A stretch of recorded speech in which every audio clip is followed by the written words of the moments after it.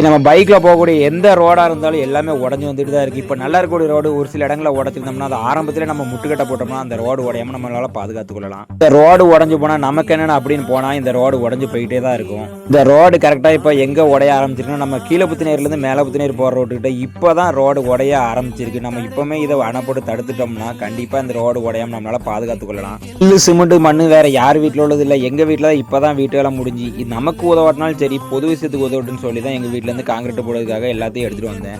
அடிக்கிற வெயில நம்மளால் நடமாடவே முடியல. மதியம் 12 மணிக்கு இந்த ரோட்டில் இப்படி காங்கிரீட் போட்டால் நமக்கு சூடு பிடிய வந்திருக்கு. ஏன்னா அந்த அளவுக்கு வெயிலின் வெக்கத்தன்மை அதிகமாக இருக்குது. நிறைய இடங்களில் ரோடு உடஞ்சி போயிட்டு நம்ம கண்டு காணாமல் போயிட்டோம்னா அந்த ரோடு அப்படியே உடஞ்சி போயிடும். உங்கள் ஏரியாவிலும் இந்த மாதிரி ரோடு உடஞ்சி போட்டு கண்டிப்பாக இந்த மாதிரி ஒரு காங்கிரீட் போட்டு விட்டுருங்க. அந்த ரோடு தற்காலிகமாக நம்மளால் பாதுகாத்து கொள்ளலாம் உடையாமல் இருக்கிற வரைக்கும். இப்போ இந்த ரோட்டில் காங்கிரீட் போட்டு உடனே பைக்கில் போகிறவங்களுக்கு காரில் போகிறவங்களுக்கு ரொம்ப நல்லா இருக்கும். உங்கள் ஏரியாவிலும் இந்த மாதிரி ரோடு உடஞ்சிருந்தா மறக்காமல் நீங்களும் இந்த மாதிரி சரி செஞ்சு நம்ம ஐடியா ஃபாலோ பண்ணுங்கள். கரெக்டாக கமெண்ட் பாக்ஸில் கமெண்ட் பண்ணுங்கள். முடிஞ்சளவுக்கு வீடியோ ஷேர் பண்ணுங்கள்.